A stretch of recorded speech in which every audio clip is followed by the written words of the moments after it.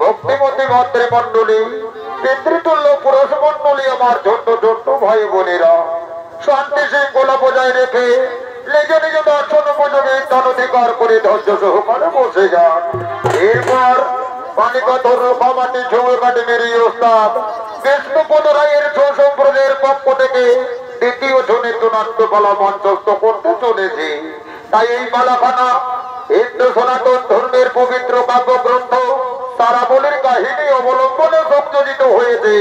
লেখতরকে মালাখানার নাম রাখা হয়েছে পুনর্দত্তের পুনর্জন্ম লাভ তথা শ্রীকৃষ্ণের বড় দক্ষিণা।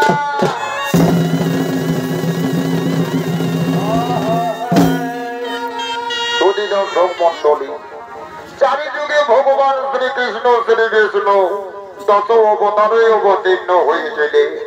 কৃষ্ণ রূপে বসুদেবের গৃহে জন্ম লাভ করে ছোট্টকালে মুনিবর সত্যিপুরের আশ্রমে শিক্ষা লাভের প্রয়াসে গিয়েছিলেন।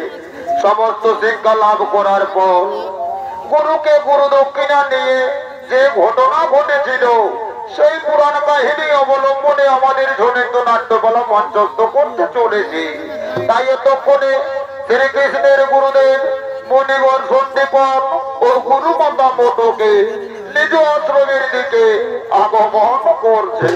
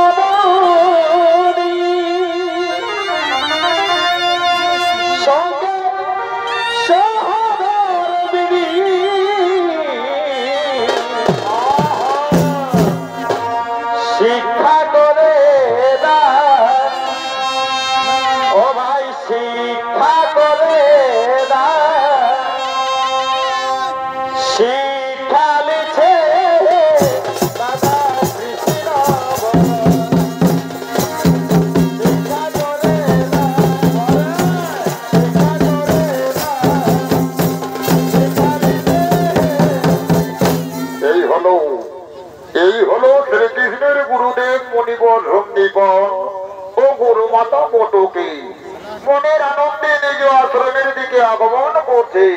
নৃত্য পরিবেশনা করে দেখাবেন তরুণ নৃত্য শিল্পী বৃহস্পতি মাহাতো ও মঙ্গল কুমার মাহাতো।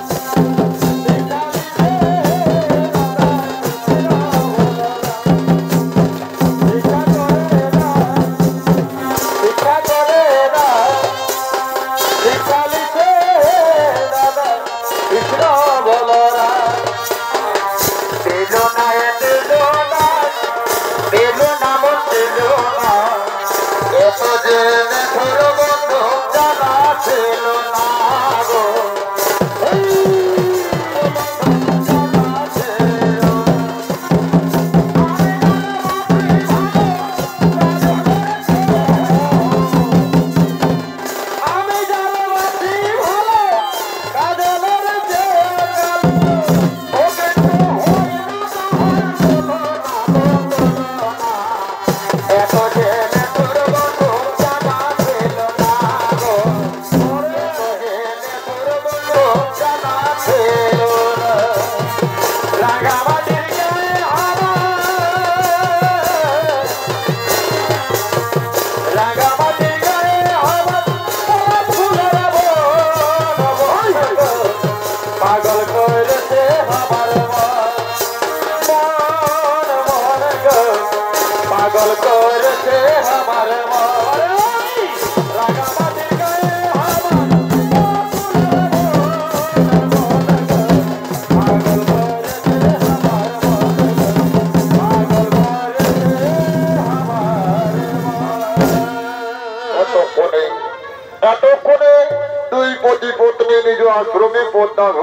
পবিত্র হলে।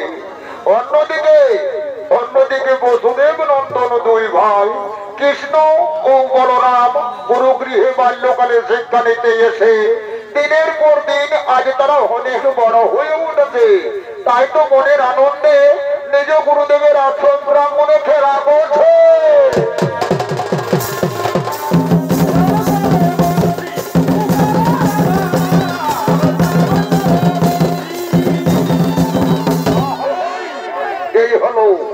এই হলো বসুদেব নন্দন দুই ভাই কৃষ্ণ ও বলরাম আজ নিজ আনন্দে নিজ গুরুদেবের আশ্রম প্রাঙ্গণে বিচরণ করে বেড়াচ্ছে। আর এই কৃষ্ণ ও বলরামের অভিনয়ত নৃত্য পরিবেশনা করে দেখাবেন ওস্তাদ বিষ্ণুপদ রায় ও পার্থ সেন সরদার।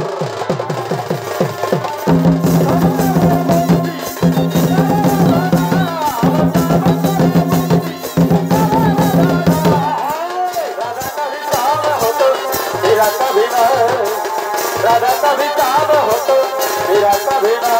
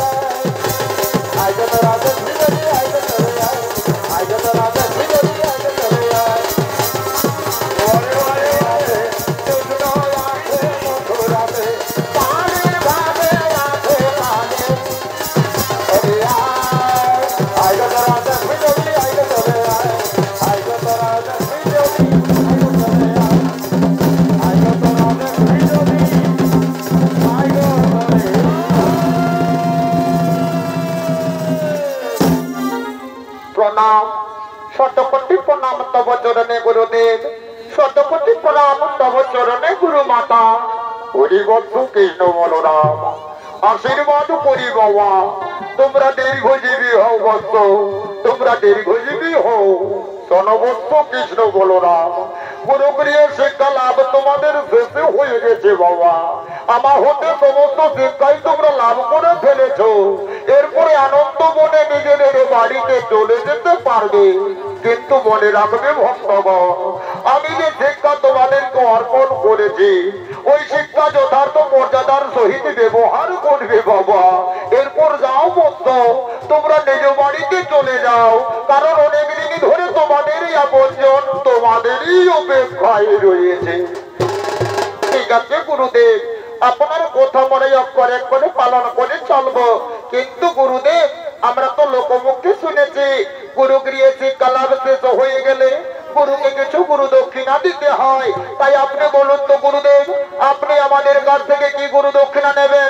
সেটাই না হয় আপনাকে আমরা দিয়ে যাব না না বাবা কৃষ্ণ বলরাম আজ পর্যন্ত আমি কারো কাছ থেকে কোনো গুরু দক্ষিণাই গ্রহণ করি না বাবা আর শোনবস্তগণ যে গুরুদেব শিক্ষার বিনিময়ে গুরু দক্ষিণা নেয় সে কোনোদিনও প্রকৃত গুরুদেব হতে পারে না তাই বলি বাবা কৃষ্ণ বলরাম আমাকে কোনো গুরু দক্ষিণা দিতে হবে না তোমরা এখন আনন্দ মনে নিজেদের বাড়িতেই চলে যাও দাদা বলরাম কি কথা বললো গুরুদেব তো আমাদের কাছ থেকে কোনো গুরু দক্ষিণাই নিতে চাইছে না কিন্তু একবার ভেবে দেখো তো যে গুরুদেব এতদিন ধরে আমাদেরকে শিক্ষা দান করেছে সেই গুরুদেবকে যদি আমরা গুরু দক্ষিণা দিতে না পারি তাহলে যে আমাদের মনে শান্তি হবে না দাদা ওরে ভাই কৃষ্ণ গুরুদেব যদি আমাদের কাছ থেকে কোনো গুরু দক্ষিণা নিতে না চাইছে ভাই তাহলে চলো না আমরা এখন গুরুমাতার কাছে যাব ওই গুরুমাতাকেই না হই কিছু গুরু দক্ষিণা হিসেবে দিয়ে যাব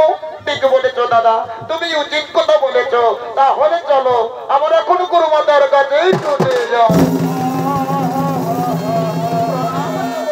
গুরুমাতা কি হয়েছে বাবা কেন তোরা এমন ভাবে চড়তে চড়তে আমার কাছে চলে এলি অগো গুরুমা গুরুমা গুরুদেব আমাদেরকে বললেন গুরুগৃহে নাকি আমাদের শিক্ষা লাভ শেষ হয়ে গেছে এরপর আমরা নিজ বাড়িতে চলে যেতে পারবো কিন্তু যাওয়ার সময় গুরুদেবকে গুরু দক্ষিণা দিতে চাইলাম কিন্তু গুরুদেব তো গুরু দক্ষিণা নিতে চাইছে না তাই তোমার কাছে আমরা ছুটে এসেছি আচ্ছা বলো তো গুরুমা তুমি আমাদের কাছ থেকে কি গুরু দক্ষিণা নেবে সেটাই না হয় তোমাকে আমরা দিয়ে যাব না না বাবা কৃষ্ণ বলরাম আমাকে কোনো গুরু দক্ষিণা দিতে হবে না বাবা তোরা যা বলতো এখন আনন্দ মনে নিজ বাড়িতে চলে যা একই গুরু মাতা তুমি অমন ভাবে বলছো কেন আমরা তো তোমার সন্তানের মতো তুমি বলো না মাতা তুমি আমাদের কাছ থেকে কি গুরু দক্ষিণা নেবে ওরে বাবা কৃষ্ণ বলরাম আর কি বলবো বাবা আমি যদি সে কথা বলি সে কথা তোরা রাখতে পারবি না বাবা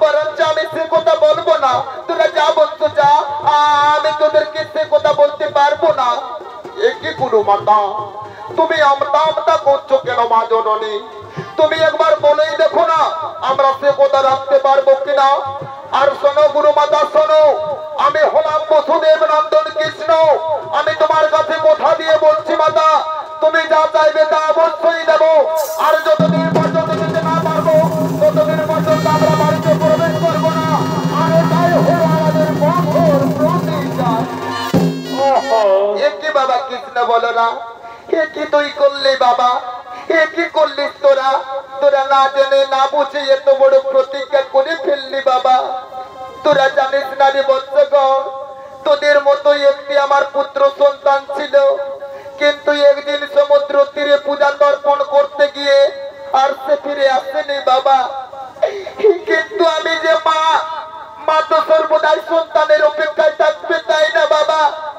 ওরে বাবা কৃষ্ণ বলরাম আমি আমার নয়নের মনে পুনর্দত্তি আমি যে মা তো সন্তানের অপেক্ষায় থাকবে তাই না বাবা ওরে আমার কৃষ্ণ বলরাম আমি আমার সন্তানের অপেক্ষায় গোবরে গোবরে নয়নের জল ফেলতে ফেলতে কাঁদতে থাকি বাবা ওরে বাবা কৃষ্ণ তুই যদি পারিস তাহলে আমার নয়নের মনে পুনর্দত্তকে আমার কাছে ফিরিয়ে দিবি বাবা আরে তাই হবে তোদের গুরু মাতা একই কথা শোনালে মা জননী তোমার পুত্রকে কোনোদিনও আমরা চোখে দেখিনি কোথায় আছে কেমন আছে তাও আমরা বলতে পারবো না মা জননী কেমন করে তোমার পুত্রকে ফিরিয়ে দেবো মাগো এই আমরা পারবো না মাতা এই আমরা জানি বাবা কৃষ্ণ বলো না অসম্ভব কোনদিন সম্ভব হতে পারে না রে তাই বলি বাবা আমাকে কোনো কিছু দিতে হবে না কিন্তু রাজা এখন আনন্দ মনে নিজেদের বাড়িতে চলে যা বাবা হে গুরু মাতা হে অবশ্যই আমরা যাব কিন্তু নিজ বাড়িতে নয় মা তোমার পুত্র সন্তানকে খোঁজ করার জন্য বেরিয়ে পড়বো মা জননী চলো মাগো চলো আমাদেরকে শেষ আমি জানি অসম্ভব কোনোদিনও সম্ভব হতে পারে না তাই তোরা যা বাবা আমাকে কোনো গুরু দক্ষিণে দিতে হবে না ঠিক আছে মা জননী তোমার পুত্রকে খোঁজ করার জন্য আমরা বেরিয়ে পড়বো মাগো চলো আমাদেরকে শেষবারের মতো কিছু আহার দেবে মা জননী সেই আহার খেয়ে আমরা তোমার পুত্রকে খোঁজ করতে বেরিয়ে পড়বো মাগো আমরা তোমার পুত্রকে খোঁজ করতে বেরিয়ে তাই হবে উনি কৃষ্ণ বলো না তাই হবে গো স্বামী স্বামী গো চলো না স্বামী আজ আমরা শেষবারের মতো নয়নের মনে কৃষ্ণ বলো নামকে কিছু মুখে আহার তুলে দেবো স্বামী চলো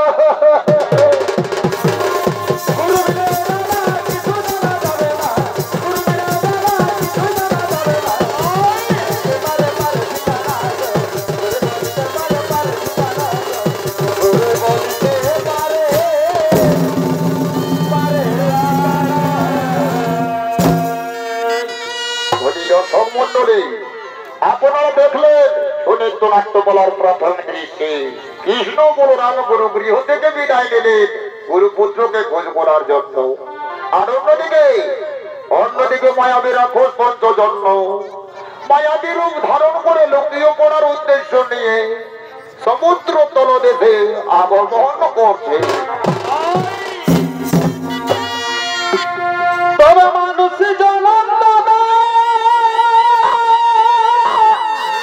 আর কি হলো দুদিন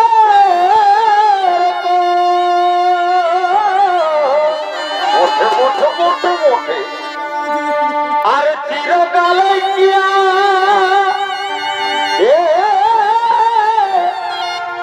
কে হবে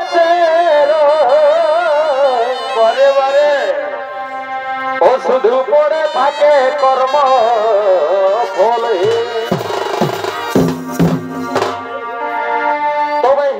মারামারি আর কি হইল কেন আমরা করি বটে আর হিংসা মারামারি আর কেন আমরা করি বড়ি বছরে এসো আনন্দে কাটাইছ ভাই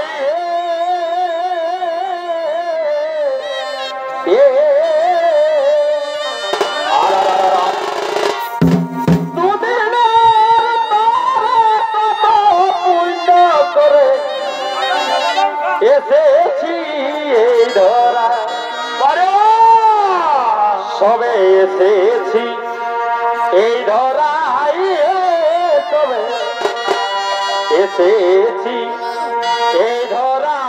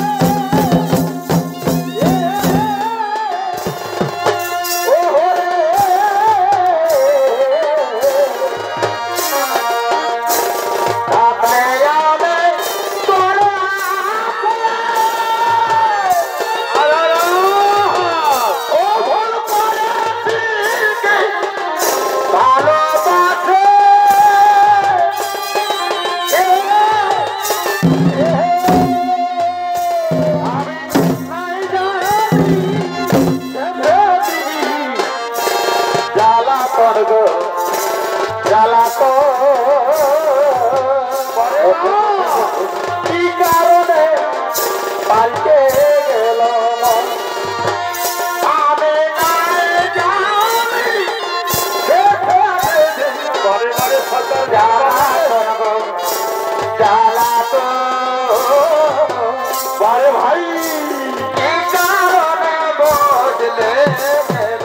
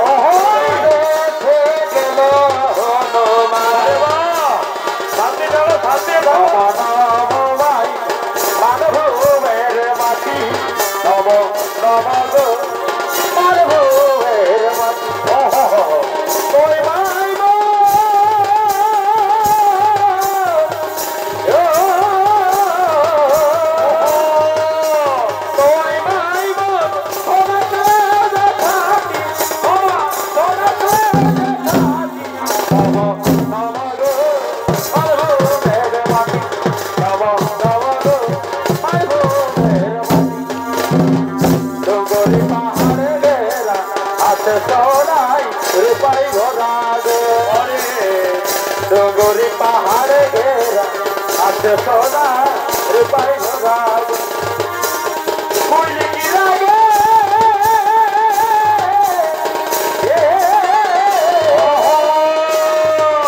फूल गिरा गे भगिया सहाती नम नम गो मारबो भगवानी नम नम गो मारबो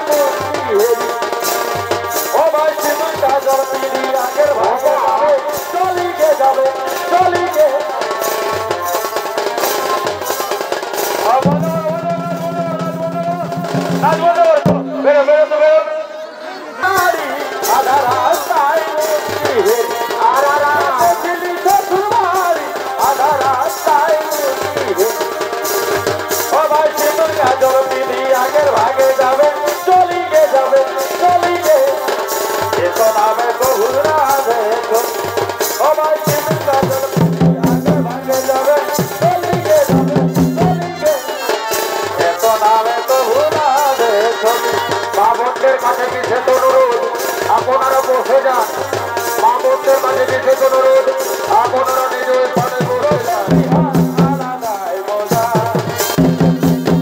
যেমন গরম গরম দিন বাজা ভাই গরম গরম দিন বাজা লোকের বিহার আলাদাই মজা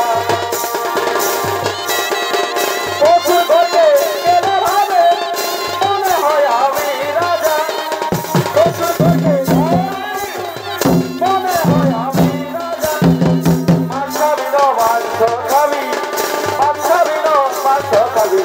চালিয়ে আনে চালিয়ে জানে দেই মজা নতুন বিহার আলাদাই মজা গরম গরম দিন ভাজা গরম গরম দিন ভাজা নতুন বিহার আলাদাই মজা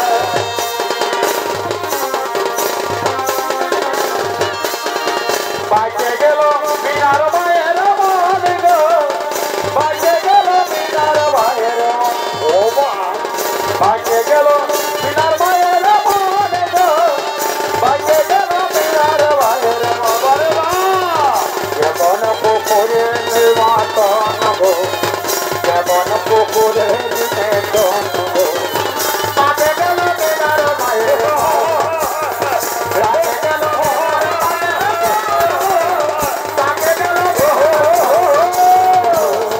রাজা মহাজনের জেলা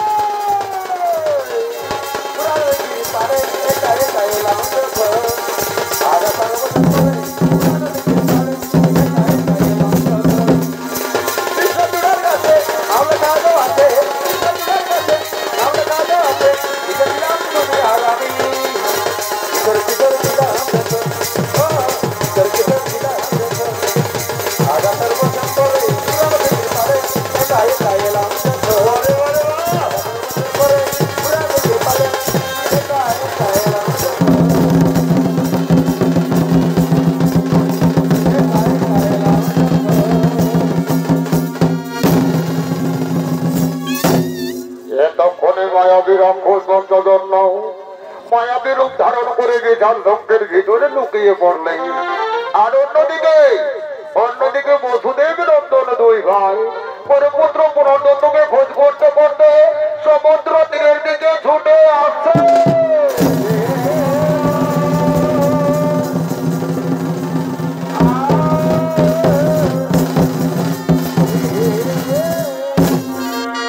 দাদা বলরাম, এই তো আমরা ছুটতে ছুটতে সমুদ্র তীরে চলে এলাম, কিন্তু এখানে যে কাউকে দেখতে পাচ্ছি না দাদা।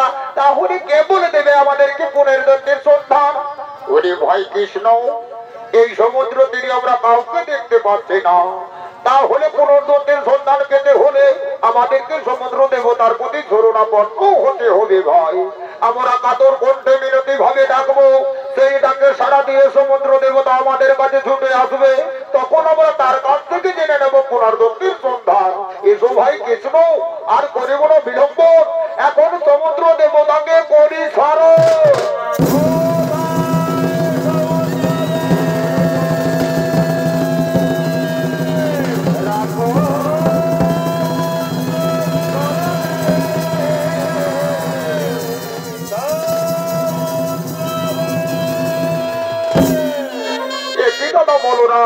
তোমার কথা মতো সমুদ্র দেবতাকে কাতর করতে মিনতি ভাবে ডাকলাম, কিন্তু কই আমাদের ডাকে সে সাড়া দিল না। তাহলে এখন কি করবো দাদা? ওরে ভাই কৃষ্ণ, ওই সমুদ্রে অহংকার বসে আমাদের ডাকে সাড়া দেয়নি ভাই, তাই তার অহংকার বিনাশ করার জন্য তবু হাতের অস্ত্র দিয়ে তীক্ষ্ণ বাণ মেরে তার বিশাল জলরাশিকে শুকিয়ে দিতে হবে, তাহলেই তো ভয়ভীত হয়ে আমাদের কাছে ছুটে আসবে। ঠিক আছে দাদা, তোমার কথা মতো সমুদ্র দেবতার অহংকার বিনাশ করতে আমি বাণ মারে তার জলরাশিকে শুকিয়ে দেবো। হ্যাঁ হ্যাঁ, আর করিব না বিলম্ব, আমি এখন বাণ মেরে জলরাশিকে শুকিয়ে দেবো।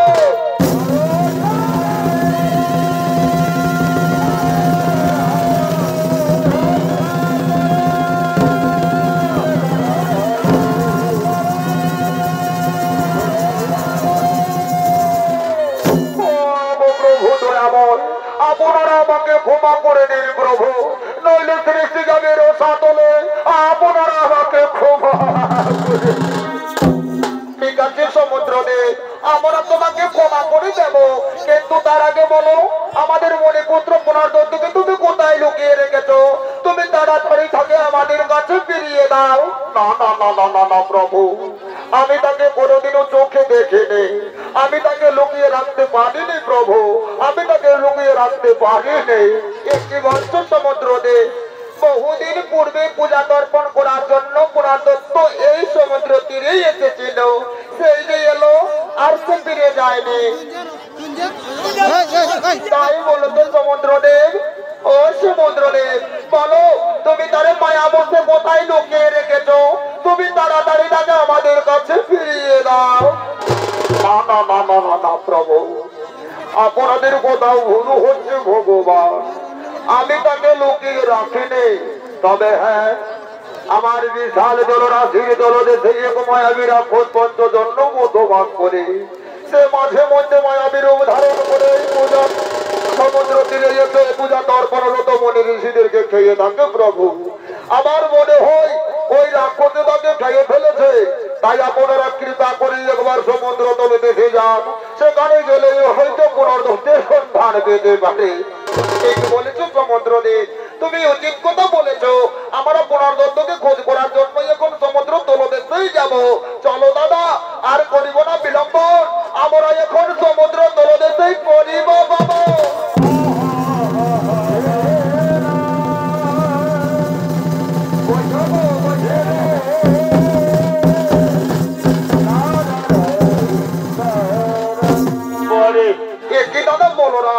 ছুটতে ছুটতে ছুটতে ছুটতে আমরা সমুদ্র তলদেশেই এলাম, কিন্তু এখানে যে ঘোর অন্ধকার, কোন রাস্তাঘাট ভালোভাবে দেখা যাচ্ছে না। তাহলে বলো তো দাদা, কেমন করে পুনর্দত্তের সন্ধান করব? ওরে ভাই কৃষ্ণ, ওরে ভাই কৃষ্ণ, এই সমুদ্র তলদেশের পথ বড়ই দুর্গম রে ভাই, এখানে ভালোভাবে সতর্ক হয়ে চলাফেরা করতে হবে। তাই বলি ভাই কৃষ্ণ, তুই ওই পথ ধরে খুঁজতে খুঁজতে এগিয়ে যা, আর আমিও এই পথ ধরে খুঁজতে খুঁজতে এগিয়ে যাব। নিশ্চয়ই আমাদের চোখে ভেসে উঠবে মায়াবী রাক্ষসের আলোয়। ঠিক বলেছো দাদা, তুমি যথাযথ কথা বলেছো, তুমি যাও ওই পথে, আরে আমিও যাই এই পথে।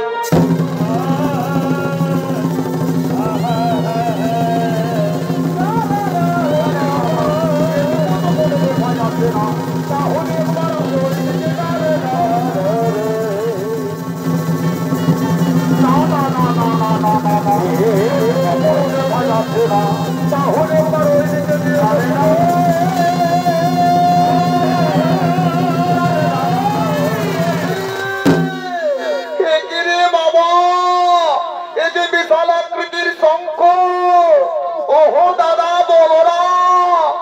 এসো এসো এসো দাদা, ওই দেখো দাদা একটা বিশাল আকৃতির শঙ্খ দেখা যাচ্ছে।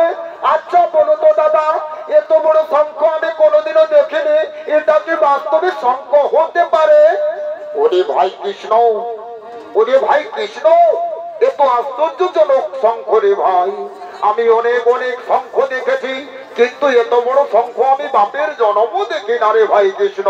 ওরে ভাই কৃষ্ণ, এটা কোনো শঙ্খ হতে পারে না, এটা কোনো মায়াবী বীরের কোনো মায়া হতে পারে। তাই বলি ভাই কৃষ্ণ, তুই একবার ওই শঙ্খকে আঘাত করে দেখতো, যদি তার ভিতরে কেউ মায়াবী রূপ ধারণ করে লুকিয়ে রয়েছে, তাহলে নিশ্চয়ই সে বেরিয়ে পড়বে। ঠিক আছে দাদা, তোমার কথা মতো আমি আঘাত করেই দেখবো, কিন্তু দাদা আমাকে ভয় ভয় করছে দাদা, তুমি আমার কাছাকাছি থাকবে।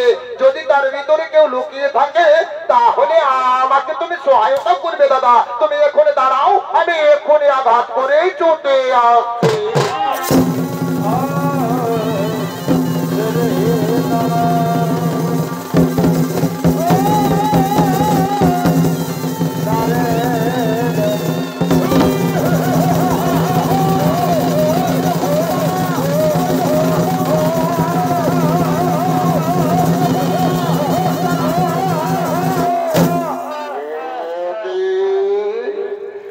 কেমন মানুষের বন্ধু আমার মাথার মধ্যে প্রবেশ করছে? তাহলে কি কোনো মানুষ এসেছে আমার ঘরের সামনে? আমাকে দেখতে হবে, আমাকে দেখতে হবে কোন দিক থেকে এই মানুষের গন্ধ ভেসে আসছে। আমাকে দেখতে হবে, আমাকে দেখতে হবে কোন দিক থেকে মানুষের গন্ধ ভেসে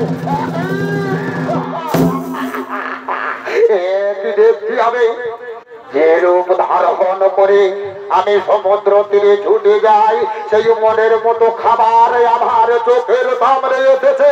কে আনন্দ, কে আনন্দ!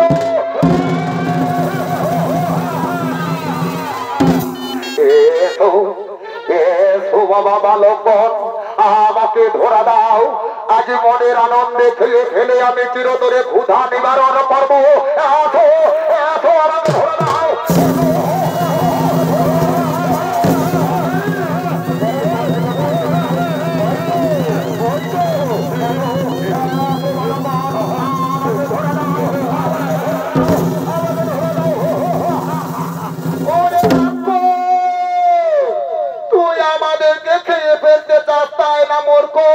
তুমি আয় তো দেখি, তুই আমাদেরকে কেমন করে খেয়ে ফেলে, আয় দেখে।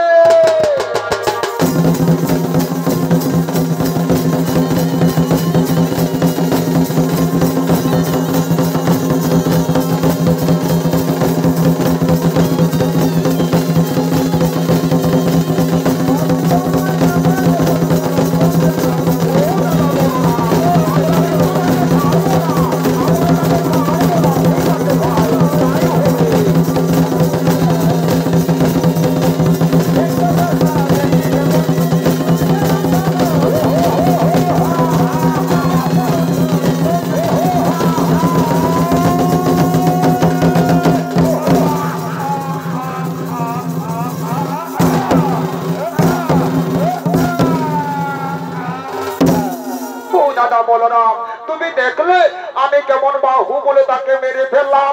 এরপর তুমি যাও তো দাদা, তার পেট চিরে দেখো, তার পেটের মধ্যে কোনো মণিপুত্রের অস্থি পাওয়া যায় কিনা। ঠিক আছে ভাই কৃষ্ণ, ঠিক আছে, আমি তাই দেখে আসছি ভাই। আমি তার পেট চিরেই দেখে আসছি, তার পেটের মধ্যে কোনো মণিপুত্রের অস্থি পাওয়া যায় কিনা।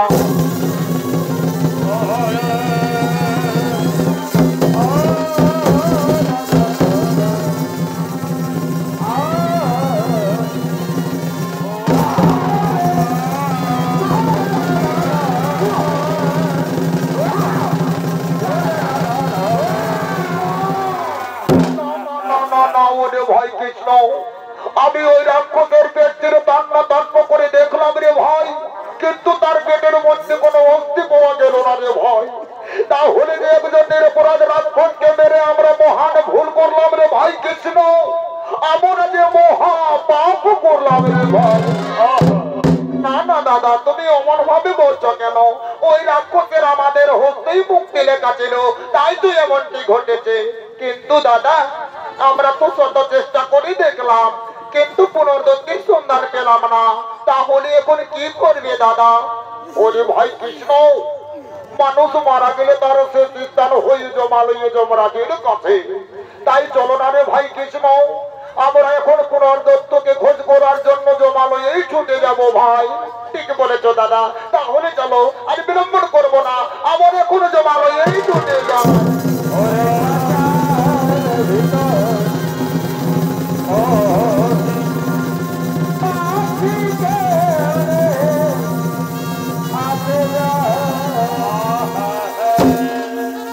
দর্শক মন্ডলী, এতক্ষণে কৃষ্ণ বলরাম মণিপুত্র পুনর্দত্তকে খোঁজ করার জন্য মানব রূপী দেহ লয়ে জমালয়ের পথে ছুটে চলেছে।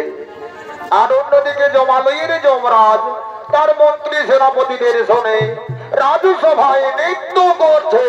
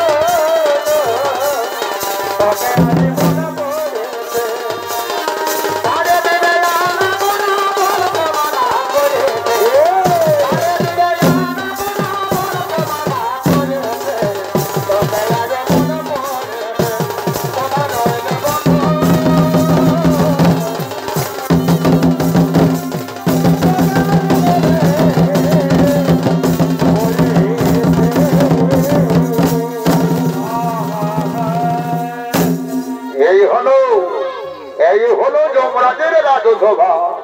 এই রাজসভায় আনন্দ প্রদান করার জন্য সমস্ত যোগসরাগণ আগমন করতে চলেছে।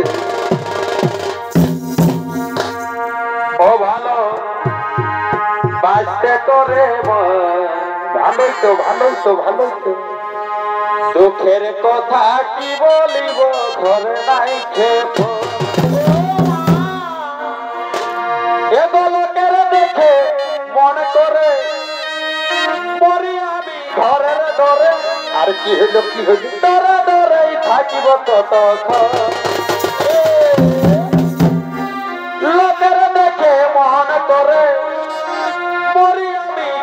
ডরে বটে বটে ডরে ডরেই থাকিব ততক্ষণ ভালোবাসতে তোরে মন আর আর আর আর আর দুঃখের কথা কি বলিব ধরে ভালোবাসতে তোরে মন দুঃখের কথা কি বলিব ধরে নাই মনে মনে মনে মনে করে আমি ঘরের ধরে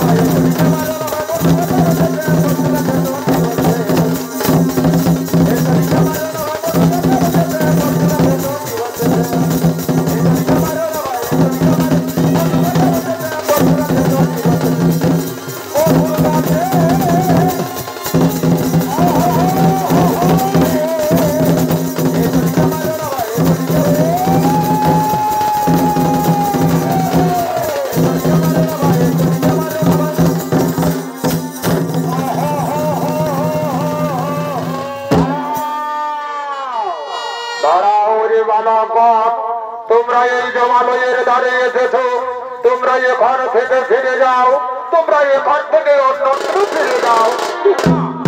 না না, আমরা কিছুতেই ফিরে যাব না, আমরা মহারাজার সঙ্গে দর্শন করার জন্য এসেছে, আমরা কিছুতেই ফিরে যাব না। ওরে মানব রূপী বালকগণ, এই মানব রূপে হবে কিছুতেই যমরাজার সঙ্গে দেখা হতে পারে না। তোমরা এখান থেকে ফিরে যাও, তোমরা এখান থেকে ফিরে যাও। না, বলছি তো আমরা যাব না। আমরা যখন রাজার সঙ্গে দেখা করতে এসেছি তখন মহারাজার সঙ্গে দেখা করেই যাব। আমরা এখন রাজন্তপুরে যাব, আমাদেরকে কেউ বাধা দিতে পারবে না। আমরা এখন রাজন্তপুরে ওরে বাসন্ড বালক, এতই শক্তি এতই স্পর্ধা, আমাদের বাধা সত্ত্বেও তোমরা রাজন্তপুরে প্রবেশ করতে চাইছো। শোনো মূর্খ বালকগণ, যদি যেতে চাও তাহলে আমাদের সঙ্গে শক্তির পরীক্ষা দিয়ে যেতে হবে। কি বললে প্রহরীগণ? তোমরা শক্তির পরীক্ষা নেবে? তোমরা জানো না আমরা হলাম মর্ত লোকের বিশাল শক্তিধর, আমাদের সঙ্গে তোমরা কিছুতেই পারবে না। এসো প্রহরীগণ, এসো, আজ তোমাদেরকে শক্তির পরীক্ষায় দেব।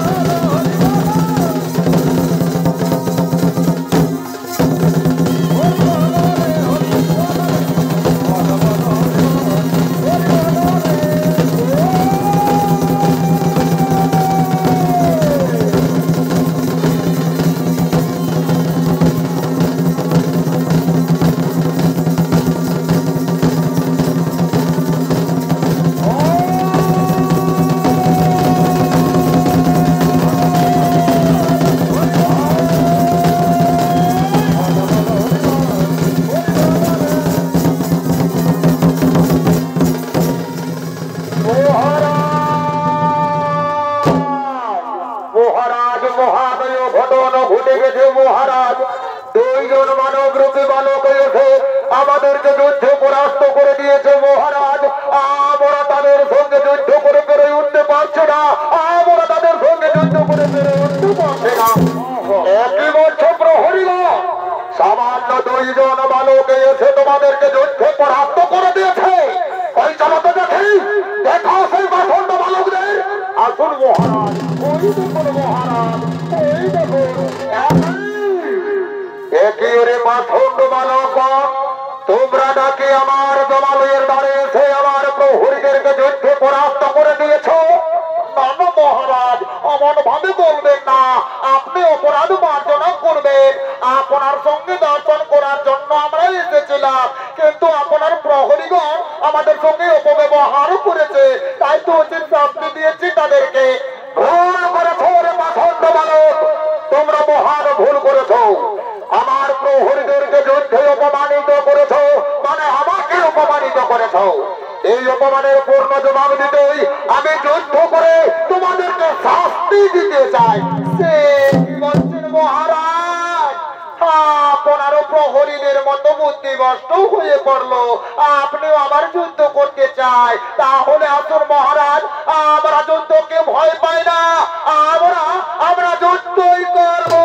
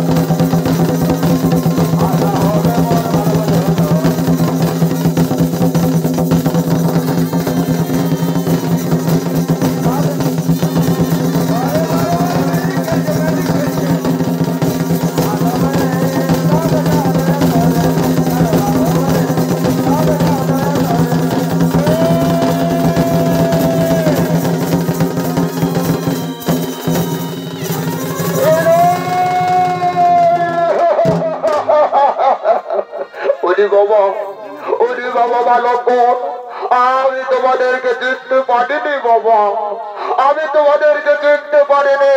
কিন্তু বলো বাবা, তোমরা কেবা, তোমরা তারা কেবা, তোমাদের পরিচয় মত।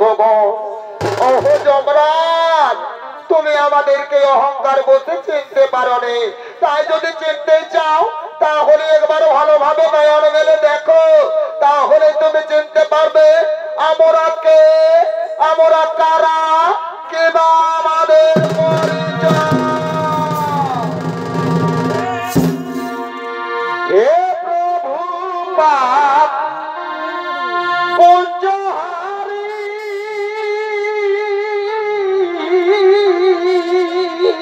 আর ও তুমি জগৎ পালনকারী, হে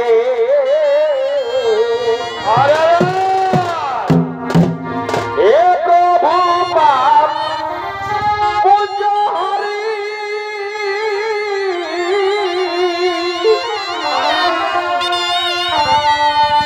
তুমি জগৎ পালনকারী,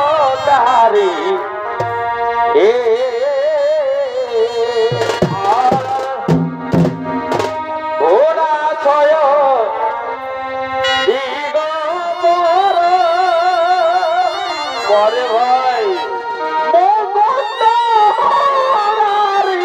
প্রভু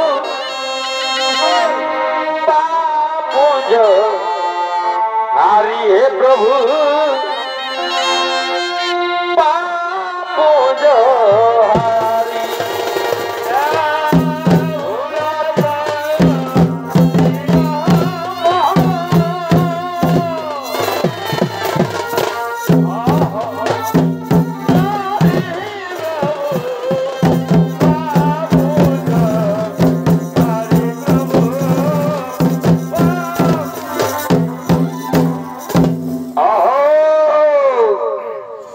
এতক্ষণে জগৎ কল্যাণকারী এবং শ্রীহরি শ্রীকৃষ্ণ নারায়ণ বাল্যরূপ পরিবর্তন করে পূর্ণরূপে আবির্ভূত হলেন জমালয়ে যমরাজকে দর্শন দেওয়ার জন্য। আর এই শ্রীকৃষ্ণ নারায়ণের এই অভিনয় জনিত পরিবেশনা করে দেখাবেন পানিপথর রোখামাটি ছৌ একাডেমির ছৌ প্রশিক্ষক ওস্তাদ বৃন্দাবন মাহাতো।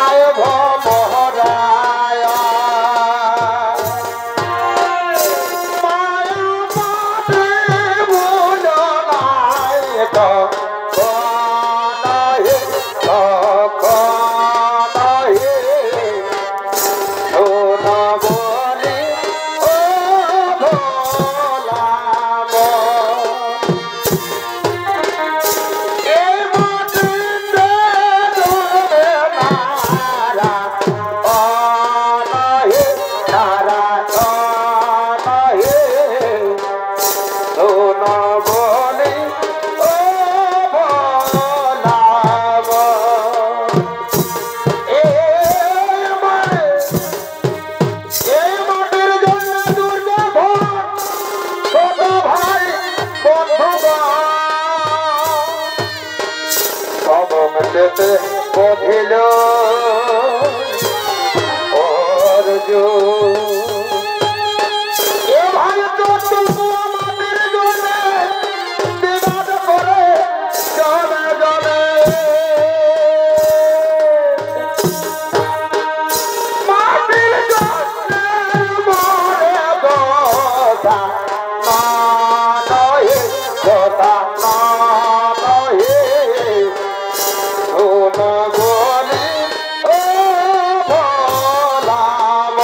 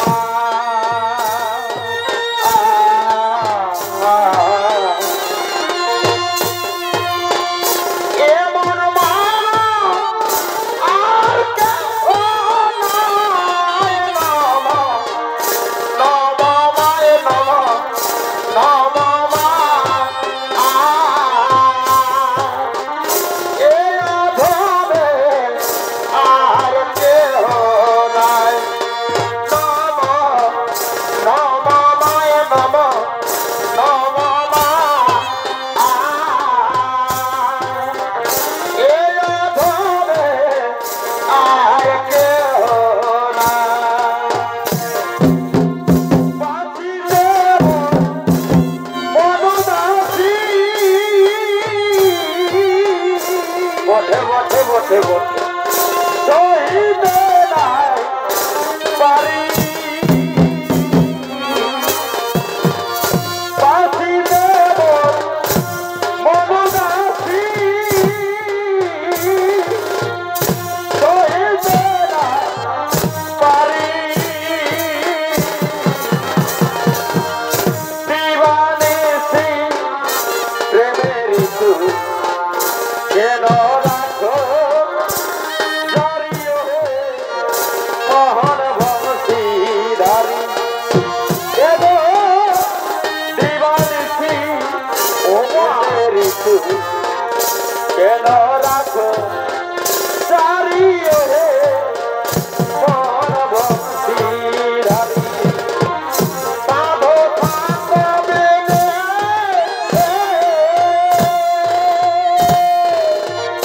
অনকে বাজানে সাধু সম্ভবে অনকে বাজানে আমি জিন্দাবাদ আয়ে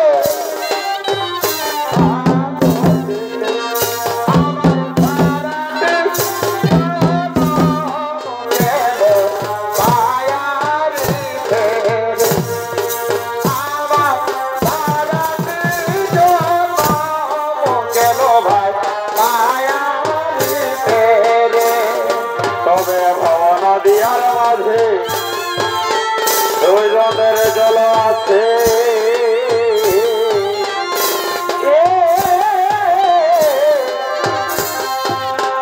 বুঝা যায় না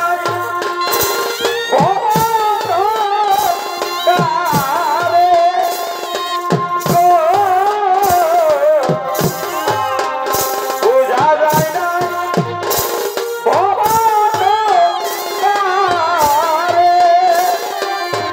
সাধু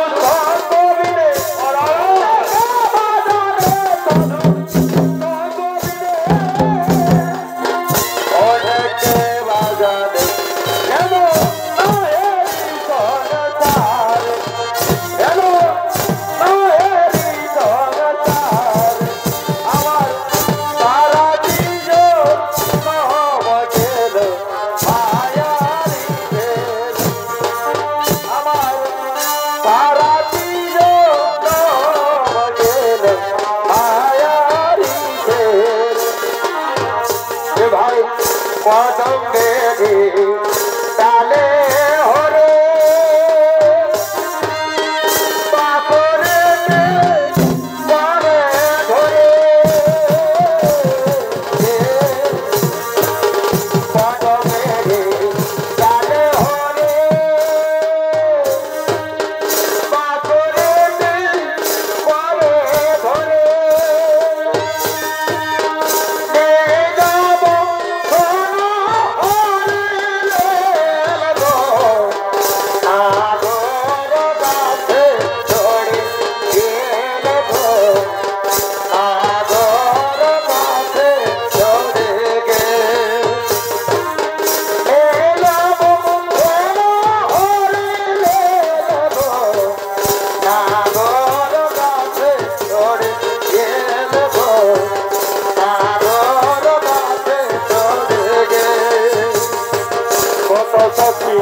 জলে চলে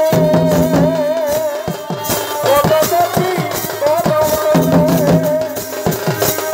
সখী রাজা মরি গেল কত সখী মরি গেল সাগর গাছে চড়িলে সাগর গাছে চড়িলে আমি আজ হইতে পাগল আর হেব না আমি আজ হইতে পাগল আর হেব না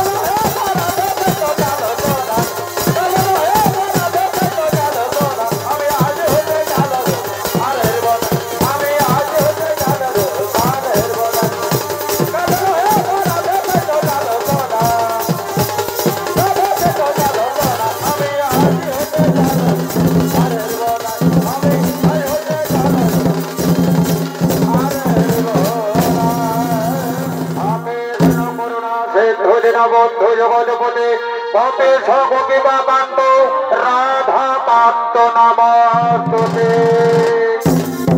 অগো প্রভু দয়াময়, মহবতে আপনাকে আমি চিনতে পারিনি প্রভু। আপনি কৃপা করে আমাকে স্বরূপ দর্শন দিয়ে আমার জীবনকে আপনি ধন্য করে তুলেছেন ভগবান। কিন্তু হে ভগবান, কিবা হেতু এই জমা লইয়া আপনি করেছেন এই আগমন, বলুন প্রভু, আপনার জন্য আমি কি করতে পারি? শোনো যমরাজ, আমি হলাম দেবতাদের আদি, আমি ভগবান বিষ্ণু শ্রী হরি।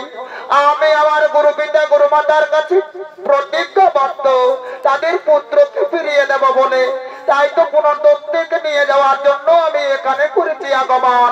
তুমি তাড়াতাড়ি ওই পুনর্দত্তকে আমার হাতে তুলে দাও। কি বলছেন জগৎ কল্যাণকারী প্রভু?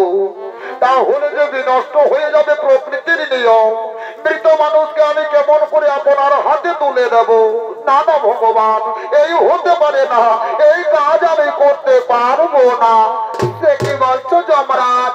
তুমি জানো না আমি হলাম দেবতাদের আদি, আমি জীব পালন করতাম ভগবান বিষ্ণু। আমি যা চাই তাই হবে।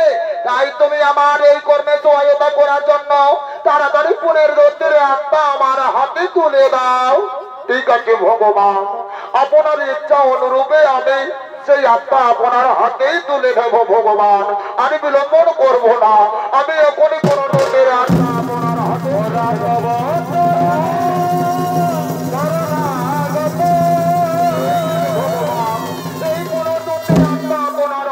তুলে দিলাম।